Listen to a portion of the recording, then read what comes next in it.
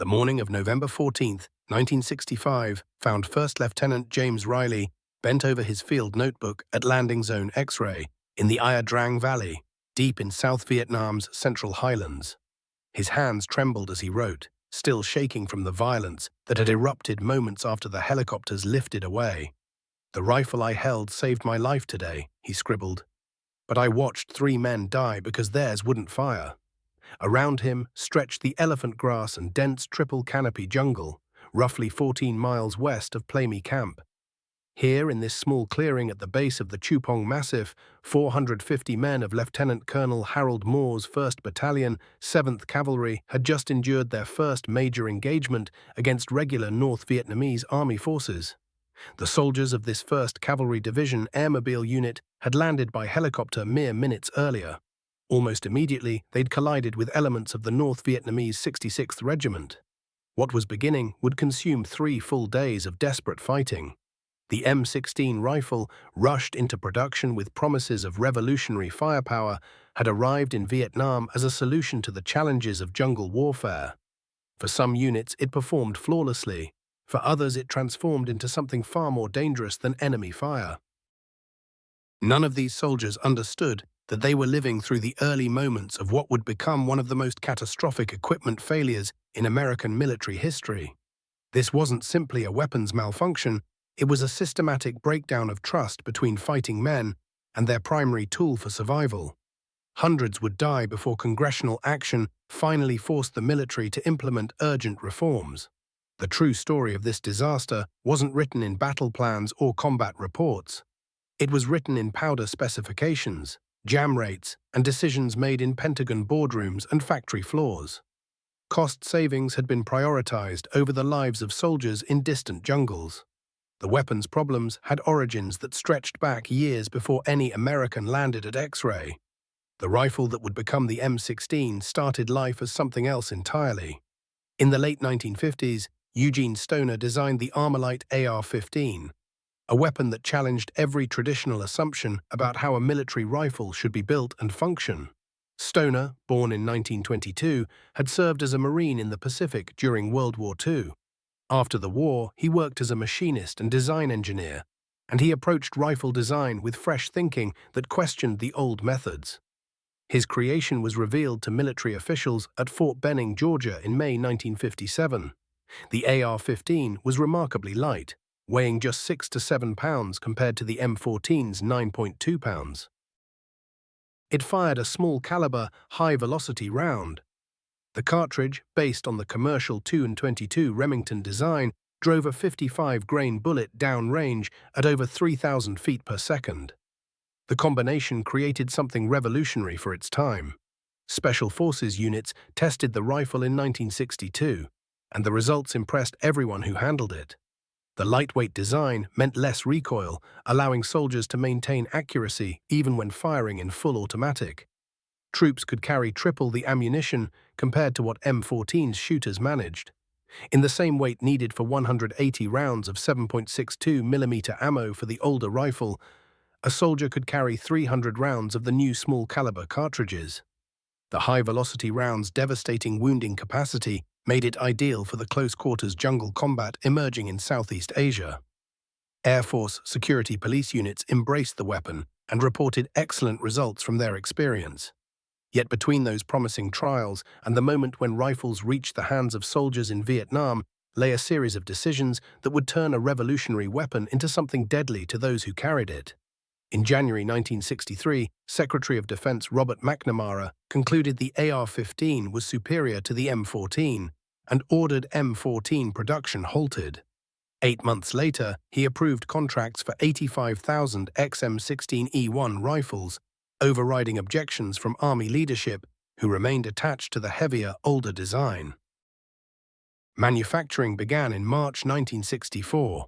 The decision drew from multiple factors: cost considerations, the urgent requirement for weapons suited to Vietnam's unique environment, and McNamara's deep faith in systems analysis and modern technology over traditional military wisdom. But the rifle that McNamara ordered was fundamentally different from the weapon that had performed so well during testing. The changes began with what fired from it. Eugene Stoner had designed the AR-15 to use ammunition loaded with IMR-4475, a stick powder made by DuPont. This particular powder generated specific chamber pressures and cyclic rates around 800 rounds per minute. Every element had been carefully engineered to work with the rifle's direct gas impingement system, where burning gases were channeled straight back into the bolt carrier to cycle the action. Then in March 1964, DuPont delivered difficult news to Army officials. The company couldn't mass-produce IMR 4475 to meet the required specifications and the compressed timeline. The powder worked beautifully in small, controlled batches, generating consistent velocities and pressures. But scaling production up to millions of rounds while maintaining batch-to-batch consistency proved impossible. The manufacturing process required precise temperature and humidity control. Even minor variations between batches would shift chamber pressures and muzzle velocities. The Army needed millions of rounds for deployment to Vietnam immediately. DuPont simply couldn't deliver what was needed. The situation demanded an alternative, and fast. Olin Matheson Company stepped forward with WC-846, a ball propellant already in use for 7.62mm ammunition. Ball powder relied on entirely different manufacturing methods. Nitrocellulose was dissolved in solvents, formed into tiny spheres, then hardened. This process was faster, far more scalable, and much easier to expand to massive production runs. A batch of WC-846 could be manufactured in 40 hours. IMR 4475 required 2 weeks. More critically, Olin Matheson could guarantee delivery of the enormous quantities the Army demanded. Both the Army and Olin Matheson understood that WC-846 burned differently than IMR 4475. The ball powder generated higher peak pressures and maintained those pressures longer as the bullet traveled down the barrel. This created higher pressure at the gas port. The increased gas volume meant more propellant gases were diverted back through the gas tube into the bolt carrier. This changed how the action cycled, more violently and faster. The cyclic rate climbed from around 800 rounds per minute to somewhere between 850 and 1,000 rounds per minute. Even more critically, WC-846 contained calcium carbonate as a stabilizer and deterrent coating. This additive helped control how the powder burned, but it created significantly more fouling residue than IMR 4475. In traditional rifle designs with gas piston systems, this extra fouling accumulated in the gas piston and could be cleaned from outside the action. The M16, however, used direct gas impingement. Every particle of calcium carbonate residue was blown directly back into the bolt carrier, the bolt, and most critically, the chamber itself with each shot fired. No one conducted thorough testing of the M16 firing WC-846 ammunition before authorizing the change. The rifle had been tested and approved with IMR 4475. The ammunition substitution was treated as a simple swap, a routine logistics decision rather than a fundamental alteration to how the entire weapon system functioned. Army acceptance testing continued using remaining stocks of IMR 4475 loaded ammunition. Meanwhile, millions upon millions of WC-846 rounds were being manufactured for shipment to Vietnam. A critical disconnect had been created, one that no one addressed. Chrome plating presented the second crucial decision. Eugene Stoner and the Colt engineers building the rifle strongly advocated for chrome plating the chamber and bore. This wasn't experimental or new technology. Chrome plating had protected artillery barrels since World War I and had been used in aircraft machine guns throughout World War II. The electroplating process applied a thin chromium layer to steel surfaces, creating a hard, corrosion-resistant finish. Chrome plating would defend against the corrosion that ravaged equipment in Vietnam's humid jungle climate. It would prevent cartridge cases from sticking in the chamber during extraction. The United States military possessed extensive knowledge about tropical corrosion from decades earlier fighting in the Pacific.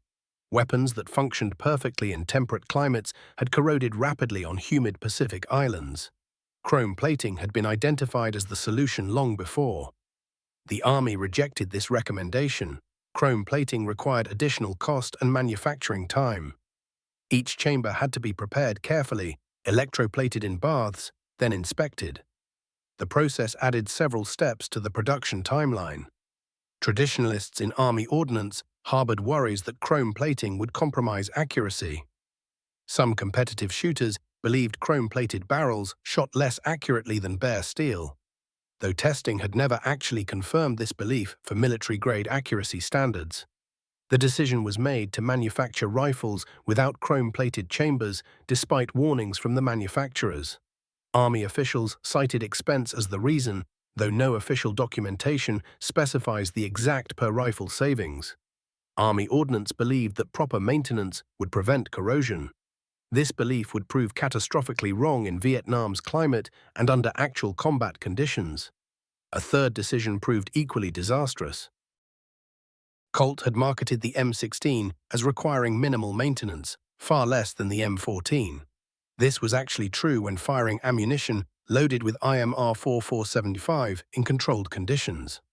Marketing materials and early briefings described the rifle as nearly self-cleaning. The Army accepted this characterization at face value and failed to provide adequate cleaning equipment or training to troops deploying to Vietnam. Soldiers received their new M16s with virtually no cleaning kits and no instruction in proper maintenance procedures. Many received explicit statements that the rifle required little to no cleaning. Some were told it was self-cleaning and that attempting to clean it improperly might damage it. This guidance proved lethal when combined with the fouling characteristics of WC-846 powder and the absence of chrome plating in the chamber.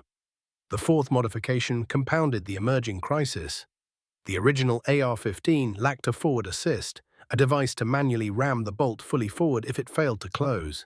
Eugene Stoner had deliberately omitted this feature, reasoning that if the bolt wouldn't close easily, something was wrong and the soldier should clear the malfunction rather than force it closed.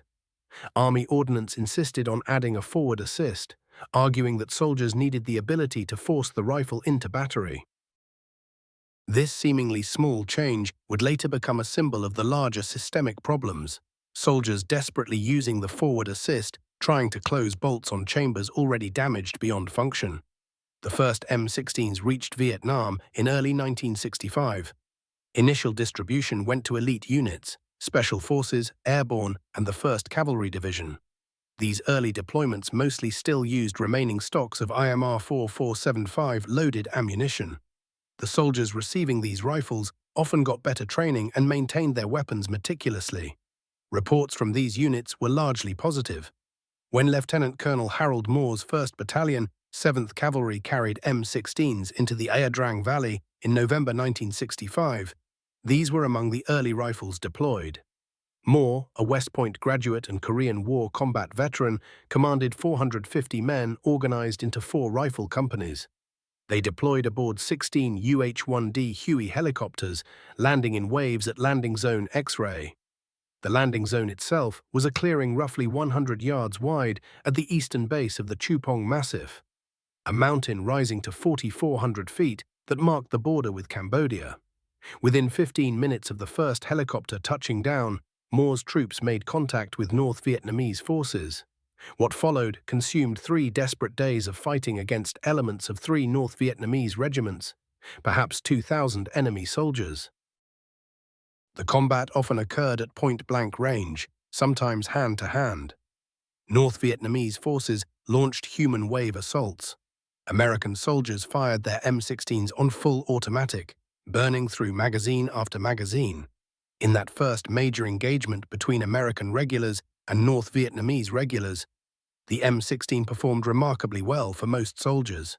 The rifle's high rate of fire and lightweight ammunition allowed troops to carry significantly more rounds than they could have managed with M14s. Lieutenant Colonel Moore had ordered his men to carry as much ammunition as possible. Many soldiers packed 300 to 400 rounds. In the desperate close-quarters fighting that characterized Iadrang, this ammunition capacity proved decisive. American firepower combined with artillery support and tactical airstrikes prevented the North Vietnamese from overrunning the landing zone. Sergeant Ernie Savage, who fought in the battle, later described his experience. "I didn't run out of ammunition. I had about 30 magazines in my pack and no problems with the M16. Savage's platoon held a critical position on the perimeter throughout the 3-day fight. The M16s functioned as designed, but Ernie represented the best possible scenario for the new rifle. These were well-trained soldiers of an elite airmobile division. They'd received more instruction on the new weapon than conventional infantry units would later receive. They maintained their weapons carefully. Most importantly, many of the rifles at Iadrang were still using ammunition loaded with IMR 4475 powder, the propellant the rifle had actually been designed to use. The weapons were relatively new, with chambers not yet corroded by extensive use or humid conditions. The chaos of battle and the success of the engagement masked early warning signs of the problems that would emerge as months passed. As 1966 progressed and hundreds of thousands of M16s flooded into Vietnam, armed exclusively with WC-846 ammunition and issued to conventional infantry units with minimal training, the crisis began to unfold with deadly consequences. By mid-1966, reports started arriving back from Vietnam describing catastrophic M16 failures. Soldiers wrote desperate letters home describing rifles that jammed after firing just a few rounds. Officers filed official complaints stating their men had lost confidence in their primary weapon. Medical evacuation helicopters brought back wounded men who reported their rifles had failed at the exact moment they needed them most. The failures followed a predictable and deadly pattern. After firing 10 to 20 rounds, especially in full automatic mode, the rifle would fail to extract the spent cartridge case. The sequence of the malfunction became grimly familiar to soldiers throughout Vietnam. The soldier would pull the trigger, the rifle would fire, the action would cycle backward, driven by gas pressure. The extractor would attempt to pull the spent case from the chamber, but the case would stick, gripped by corroded chamber walls and sealed by powder residue. The extractor, a small hook of spring steel, would pull against the brass rim. The soft brass would deform under pressure. The extractor would tear through the rim, leaving the body of the cartridge wedged firmly in the chamber. The bolt carrier would cycle backward, ejecting only the torn brass rim. A fresh round would be stripped from the magazine and pushed forward by the bolt. But the bolt couldn't close. The chamber still held the body of the previous case. The fresh round would jam against the stuck case. The entire action would lock completely. The soldier would pull the trigger and hear only a click. The hammer had fallen on a firing pin that couldn't reach the primer because the bolt wasn't fully closed. At this point, the rifle was completely inoperable. No amount of manipulation of the charging handle or forward assist would clear the jam. The only way to clear this type of malfunction was to insert a cleaning rod down the barrel from the muzzle and punch the stuck case backward out of the chamber. This required removing the magazine, locking the bolt to the rear, inserting a cleaning rod down the 20-inch barrel, and forcefully driving the stuck case out through the ejection port. But soldiers hadn't been issued cleaning rods. The rifle had been described as self-cleaning and requiring minimal maintenance. Cleaning kits, when they existed at all, were typically kept at base camps, not carried on patrol. Even if a soldier had been issued a cleaning rod, performing this clearance procedure under fire was virtually impossible. It required using both hands, took at least 30 seconds even for an experienced soldier, and left the soldier completely unable to defend himself. In a firefight where the enemy might be 10 feet away in thick jungle, 30 seconds without a functioning weapon was a death sentence. Marine Corporal John Stevens wrote home in June 1966, "Out of 40 rounds I fired, my rifle jammed about 10 times. I pack as many grenades as I can, plus a bayonet and my jungle knife, so I'll have something to fight with. If you can, please send me a cleaning rod and a brush, about 1.25 inches. I need it. Our rifles are getting a lot of guys killed because they jam so easily." The desperation in such letters reflects a soldier's worst nightmare. Fighting in dense jungle where the enemy could be 5 feet away, where contact happened without warning, where survival depended on immediate, overwhelming firepower, and discovering that your rifle would fire 5 rounds and then become a useless club. In October 1966, the commanding officer of 1st Battalion, 2nd Infantry, 1st Infantry Division filed an official report. The new XM16E1 rifles are experiencing malfunctions to the extent that confidence has been degraded. His battalion had lost men in firefights when their rifles failed. Troops were beginning to pick up enemy AK-47 rifles from dead North Vietnamese soldiers, weapons they knew would fire reliably even when covered in mud. The AK-47 became the devastating counterpoint to the M16, designed in the Soviet Union by Mikhail Kalashnikov and adopted in 1947. The AK used a fundamentally different operating system, one that proved far more forgiving of the harsh conditions of jungle warfare. The Kalashnikov employed a long-stroke gas piston system that worked fundamentally differently from America's approach. When a round fired, expanding gases were captured from the barrel through a gas port. Rather than routing those gases directly into the bolt carrier like the M16 did, the system pushed a separate, elongated piston backward. This piston then drove the bolt carrier rearward before returning forward on its own while the bolt carrier kept moving. This arrangement meant combustion gases and all that fouling never reached the rifle's internal parts. Everything stayed trapped in the gas tube and piston assembly, leaving the bolt and chamber pristine. The rifle was also engineered with generous tolerances throughout. Mud, dirt, sand, water, none of it mattered much. The bolt had plenty of clearance inside the receiver, so debris simply fell through gaps in the construction. The curved magazine fed reliably, whether it was bent, caked with dirt, or both. Every component prioritized working under terrible conditions over surgical precision. Mikhail Kalashnikov had lived this reality as a Soviet tank commander during World War II. He understood soldiers fighting in actual combat couldn't baby their weapons. His rifle would function whether troops treated it carefully or threw it in a river. North Vietnamese and Viet Cong fighters put this to the ultimate test. Their AKs spent months underwater in underground caches, buried in rice paddies, exposed to constant mud and humidity.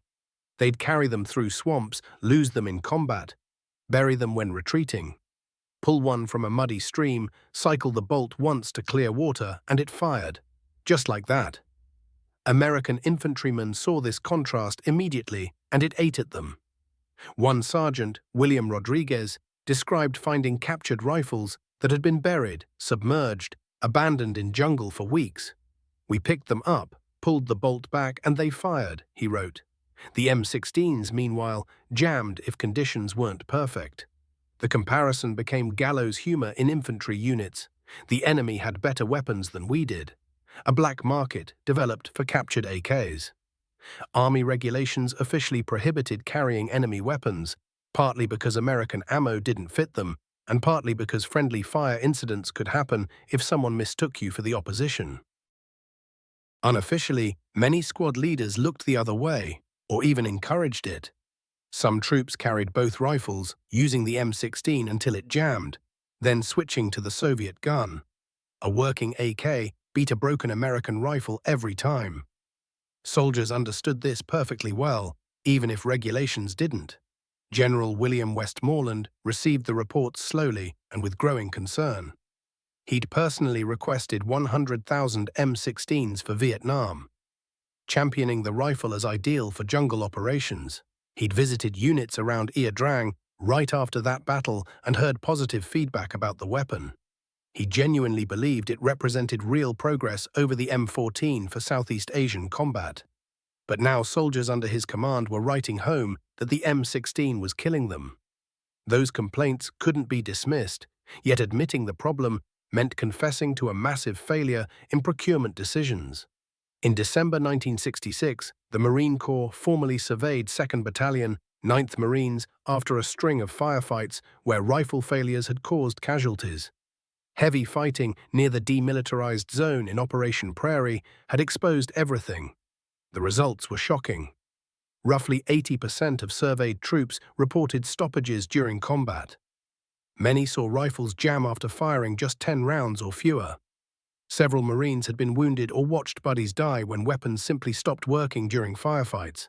Some reported getting only 3 or 4 rounds downrange before total failure. The malfunctions followed patterns. Failure to extract, when spent casings wouldn't come out, caused 80% of all stoppages. Failure to feed, where fresh rounds wouldn't chamber, accounted for most of the remainder. The rifle would fire several rounds fine, then a cartridge case would seize in the chamber. The extractor would rip through the case rim, and the whole system would lock solid. The survey documented an incident that would haunt procurement officials. One Marine corporal had been killed running up and down the line of his squad, using his cleaning rod to punch stuck cases from his buddies' rifles. He was the only one who had a cleaning rod, apparently obtained through informal trades with another unit. During one firefight, multiple Marines jammed simultaneously. This corporal moved from position to position under direct fire, clearing chambers while enemies tried to kill him. He was shot while clearing another Marine's jam. His own rifle, working perfectly, lay beside his body. He died keeping his squad fighting.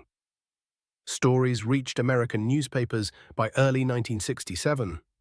Soldiers' letters home describing rifle failures started appearing in print.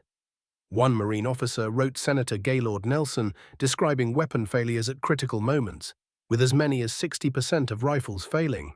He mentioned 2 Marines who died within arm's reach of the enemy with jammed rifles. Another Marine simply wrote, "You know what killed most of us? Our own rifles." The M16. Families who'd lost sons wanted answers. Did defective equipment contribute to their deaths? On March 26, 1967, the Washington Daily News ran a major story featuring interviews with returned soldiers and excerpts from Vietnam letters. The article ignited a political crisis. How could American troops deploy with faulty rifles? Why weren't problems caught before widespread distribution? Who decided that cost and production speed mattered more than keeping soldiers alive? Congress couldn't ignore the pressure. On May 3, 1967, Representative L. Mendel Rivers, chairman of the House Armed Services Committee, created a special subcommittee to investigate the entire M16 program. Congressman Richard Eichord, a Missouri Democrat, was appointed chairman, joined by Representatives Speedy Long of Louisiana and William Bray of Indiana. The Eichord Committee would conduct the most comprehensive weapons procurement investigation in congressional history. Over 5 months, the committee held hearings in mid-May, late June, late July, early August, and again in late August. Everything happened at the Rayburn House office building. The committee called hundreds of witnesses, combat soldiers fresh from Vietnam, Army generals, Colt engineers, ammunition manufacturers, Eugene Stoner himself, Pentagon officials. All testimony was sworn. Documents were subpoenaed. Technical experts explained the ballistics and engineering. They examined every part of the M16 program, reviewing procurement decisions from 1963 onward, analyzing test reports that had been filed and ignored, studying engineering drawings and manufacturing specifications. They heard from soldiers who'd survived firefights where weapons failed. Rifles recovered from casualties came to the hearings. Weapons with stuck cases still jammed in chambers found next to dead Americans.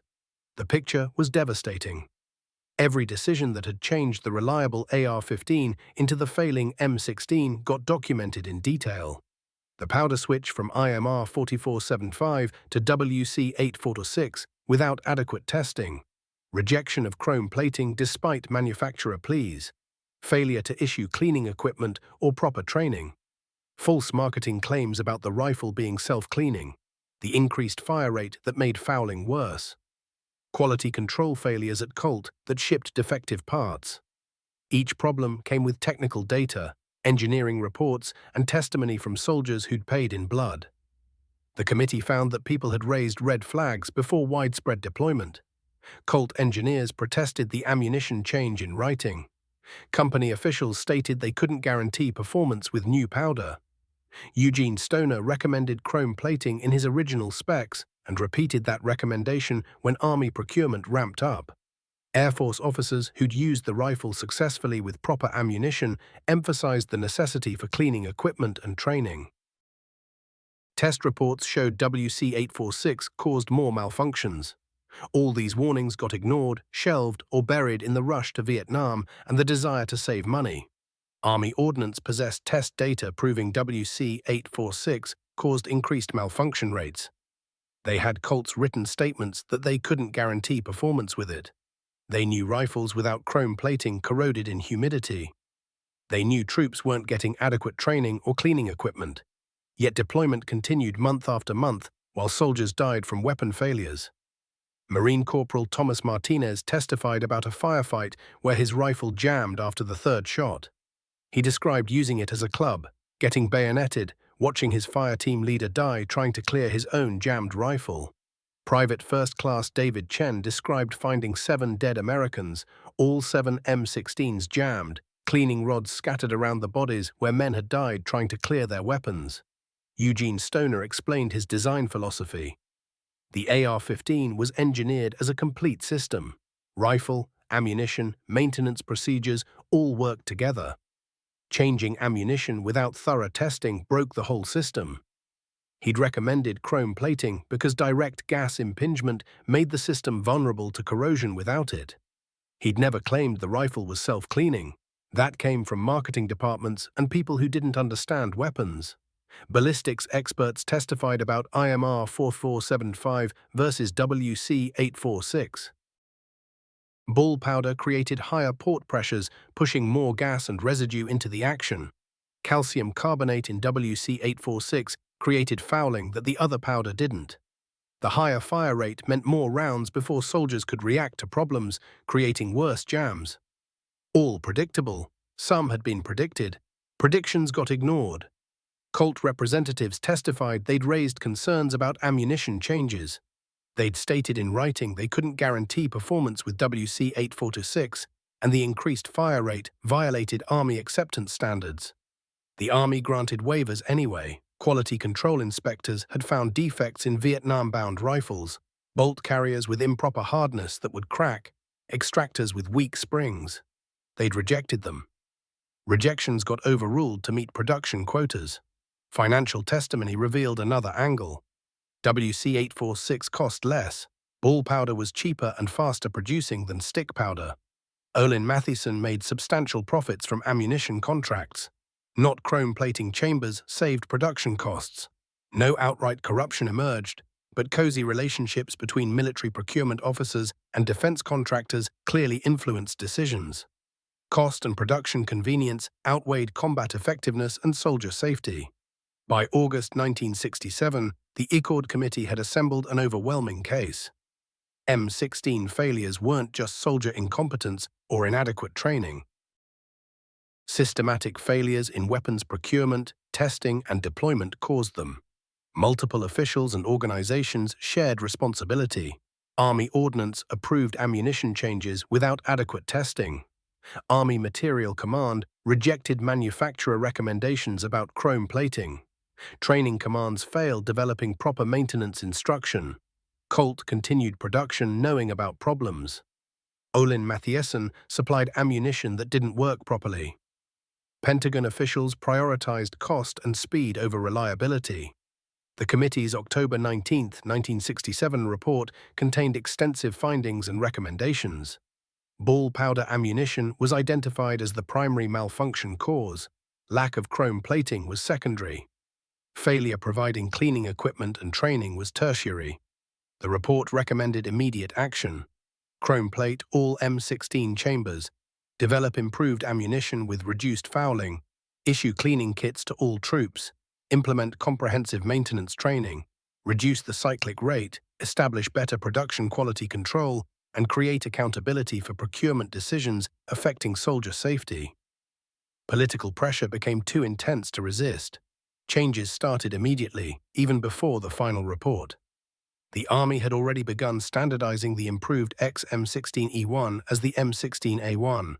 Official adoption came February 28, 1967, with production ramping rapidly through spring and summer.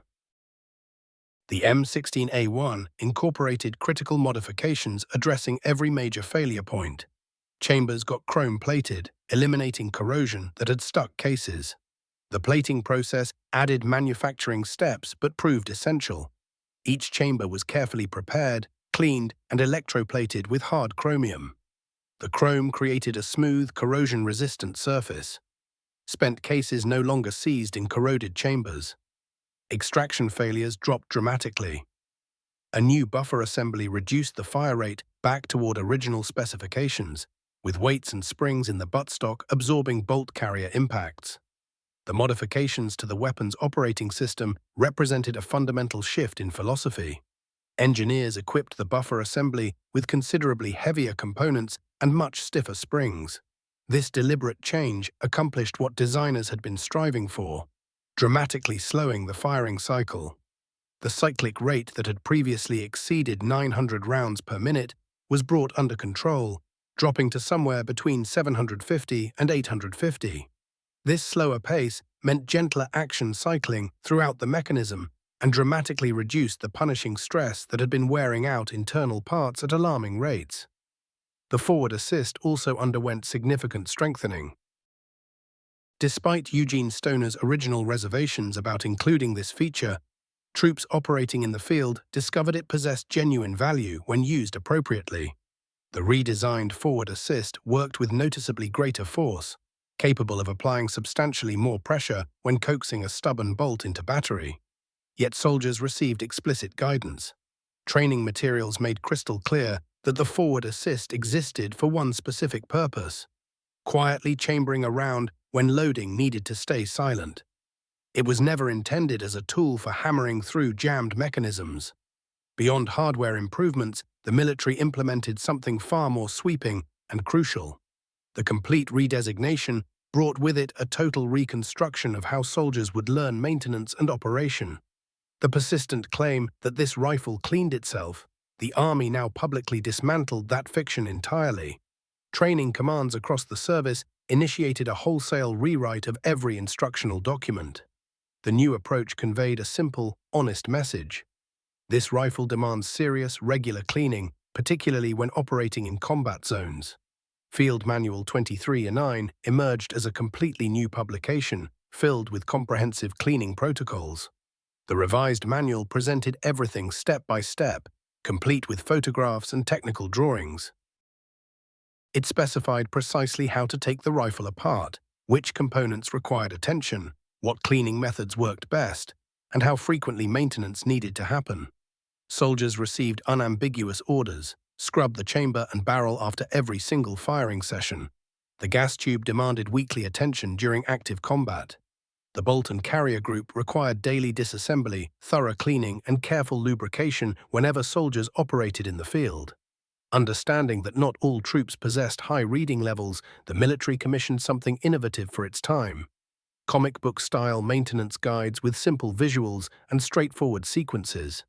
These illustrated manuals displayed each phase of disassembly and cleaning through clear drawings.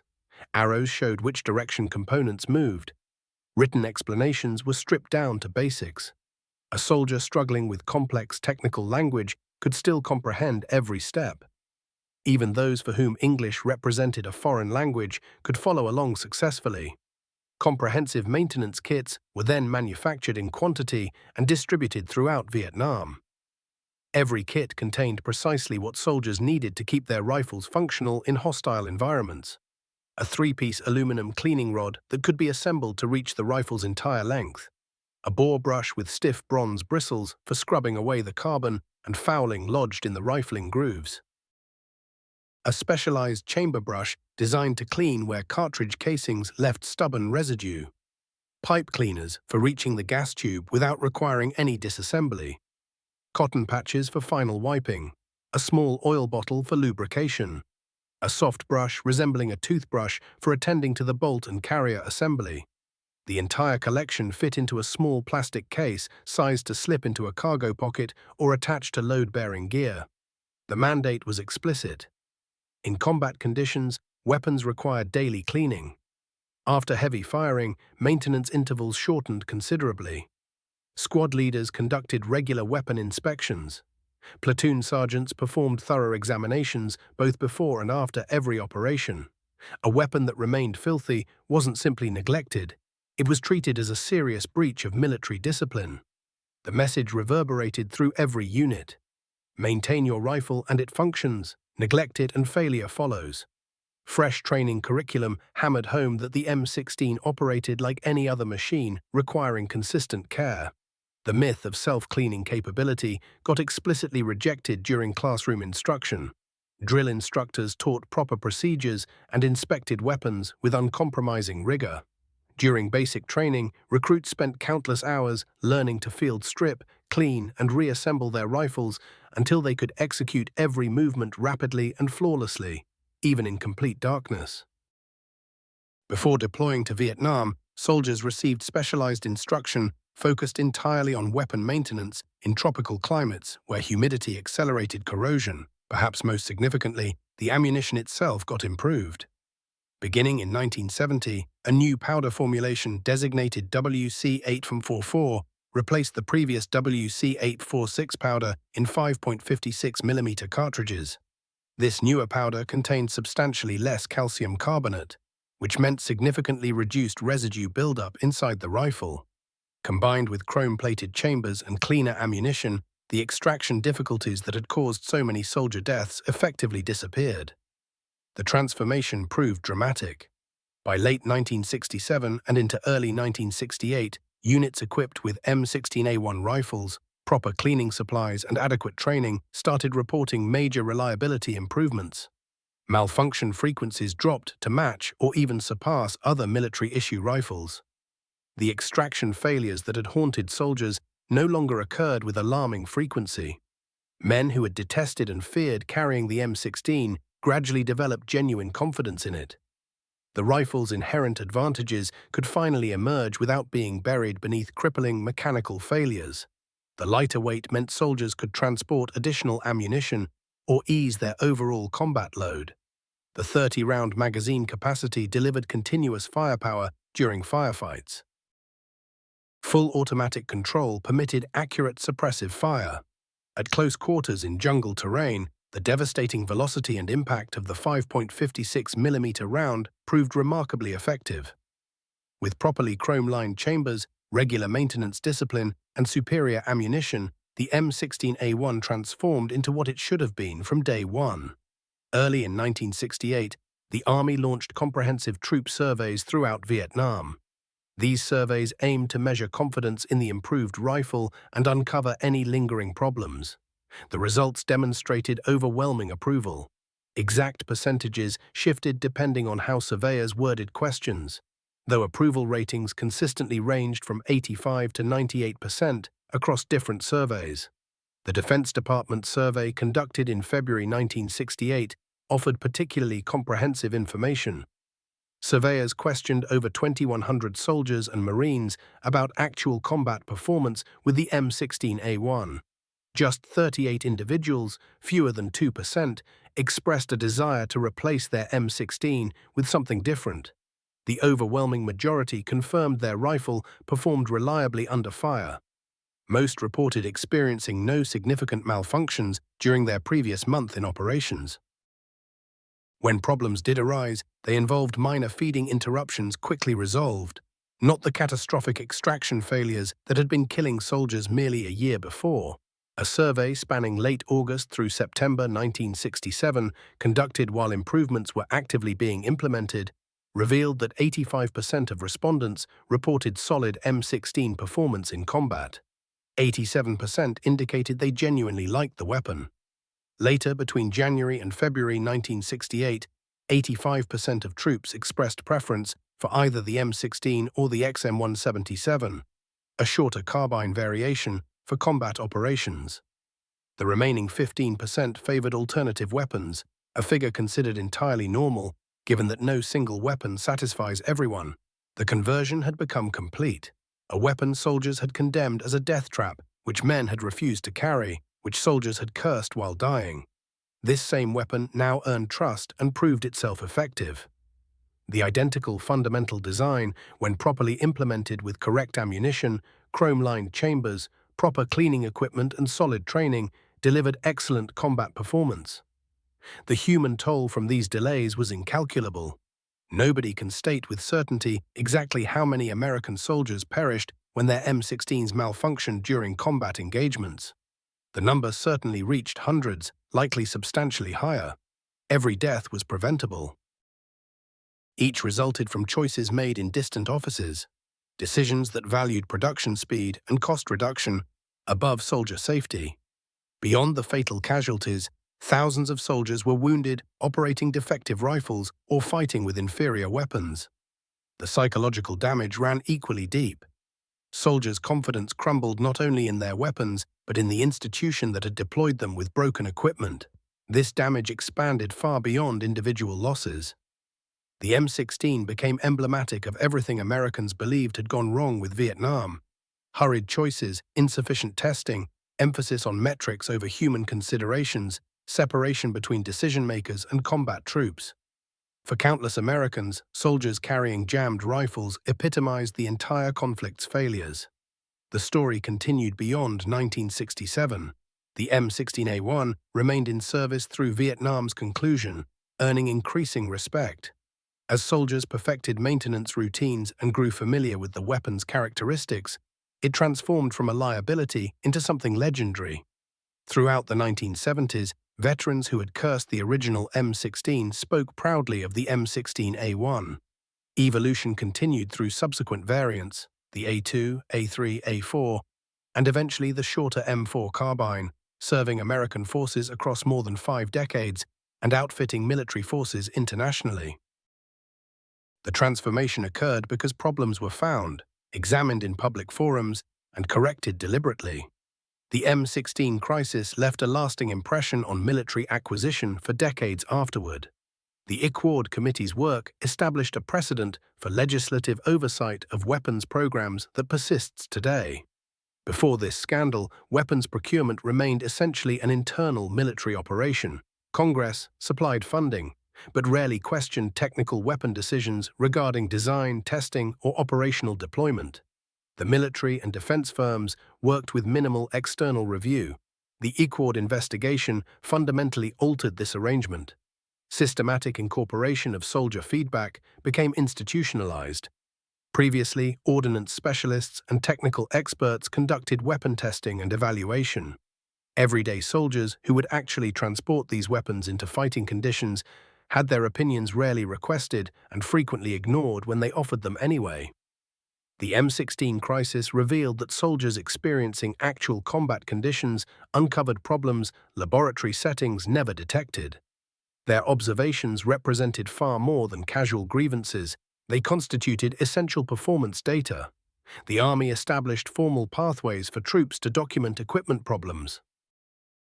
Following the war, the Army developed the Product Quality Deficiency Report System, enabling soldiers to submit official documentation regarding equipment failures.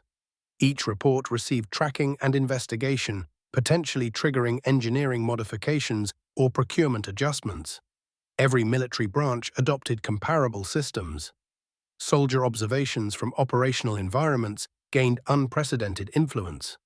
Combat operational testing became mandatory before deploying new weapons broadly. The previous approach, adopting weapons based solely on laboratory evaluations and restricted field assessments, disappeared. Contemporary rifles, machine guns, and crew-served weapons now undergo rigorous operational testing by actual combat units in realistic field environments. Test units submitted detailed performance assessments covering reliability, maintainability, and combat effectiveness. Procurement cannot advance without positive operational evaluation results. Acquisition rules were strengthened to prevent the shortcuts and waivers responsible for the M16 catastrophe. Granting waivers permitting weapons with unmet specifications to reach deployed forces faced intense scrutiny. Updated regulations mandated that any specification waiver receive formal written justification and approval from upper command levels.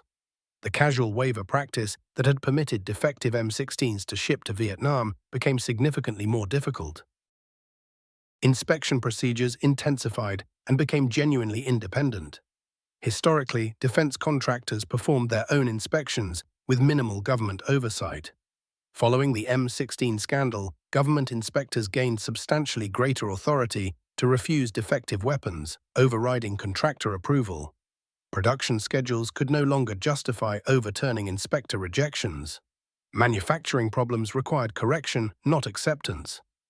Most fundamentally, the critical insight took root. A complete weapon system must undergo testing as an integrated whole because modifying a single component affects everything else. Cost reductions that undermine reliability represent no savings whatsoever when evaluated against lives sacrificed. Defense contractor opinions regarding their own manufacturing deserved careful consideration, not dismissal for expediency. Field soldier concerns required immediate investigation, not bureaucratic suppression. During 1985, 20 years after the war's beginning, 1st Cavalry Division veterans gathered for a reunion in Texas. Many brought along families to show them where their military journey had started. Present were men who had engaged with early M16s at Iadrang and those who had battled jammed weapons in subsequent engagements. Former Staff Sergeant Michael Torres, who had carried an M16 throughout 13 months in Vietnam from 1967 to 68, reflected on his experience. The first M16 was a death trap. We understood it, we communicated it. Nothing changed for a full year. Men were dying while office workers debated powder chemistry and chrome plating expenses. However, once the Army fixed it, the M16A1 became something entirely different. It ranks as the finest rifle I ever carried, light, accurate, dependable provided you performed maintenance. It represents what the original should have become. The insights gained affected far beyond just rifles. They restructured the complete military procurement framework. Independent assessment by troops in genuine conditions turned into normal practice. Congressional involvement in major weapons initiatives turned into standard procedure. Defense company statements received verification instead of automatic acceptance. Currently, the M16 gradually gets replaced by more recent designs, though M16 derivatives will see continued service for years. The rifle that nearly transformed into America's biggest procurement failure instead became its greatest success, specifically because the failure received thorough investigation, public exposure, and systematic correction. The M16 experience demonstrated fundamental realities about weapons acquisition and combat. There exist no shortcuts to dependability. Officer and enlisted personnel feedback demands prompt action. Openness and responsibility encourage progress. Excellent initial thinking gets undermined by poor execution. Solutions exist when sufficient determination exists to apply them. Those soldiers whose M16s jammed in firefights merited better. They deserved weapons receiving comprehensive field assessment. They warranted ammunition functioning reliably with their weapons. They required chambers treated with protective chrome. They needed maintenance kits and instruction. They deserved commanders who would listen and respond instantly to complaints. Though later soldiers received everything mentioned, does not erase the tragedy preceding the corrections. The M16 became an example of restoration because soldiers branded it a death trap in 1966, praised it in 1970 and afterward. The weapon representing military failure became proof that responsibility and openness can drive improvement. Yet restoration never fully removes the initial transgression. Those soldiers who fell with jammed rifles purchased that restoration through sacrifice. The legislative inquiry, media investigation, and citizen response all drove transformation. They converted a defective rifle into a functional weapon. They reformed acquisition practices. They introduced responsibility for supply decisions. While soldiers perished from jammed rifles and military authorities reacted slowly, Congress and journalists stepped in to create urgency. The ECORD Committee's work preserved American lives through discovery and mandatory remediation. Today's soldiers carry reliable weapons because Vietnam soldiers carried unreliable ones, because those failures received investigation and methodical resolution. The M16 achieved long-term success not because it represented flawless design, but because when problems emerged, they received public examination rather than suppression. The rifle failed, soldiers died, the situation became public. Congress responded, corrections followed. The weapon functioned. Those men carrying M16s in Vietnam, specifically those deployed in 1966 and 1967 during the harshest period, warrant recognition beyond their combat contributions. Their struggles with defective equipment merit acknowledgement. They confronted enemy forces with weapons that frequently refused to discharge. They adapted, deploying grenades, gathering abandoned opponent weapons, applying sheer willpower. They escalated complaints through proper channels. They explained the situation to people back home. Their grievances ultimately sparked the investigation that reformed procedures. The M16 disappointed American servicemen in Vietnam. Subsequently, America enhanced the M16. This sequence, breakdown and reconstruction, encompasses both the disaster and the victory of this account. The disaster represented preventable tragedy. The victory signifies earned accomplishment. Combined, they provide insights that have guided American military acquisition for generations forward. These understandings demand permanent remembrance.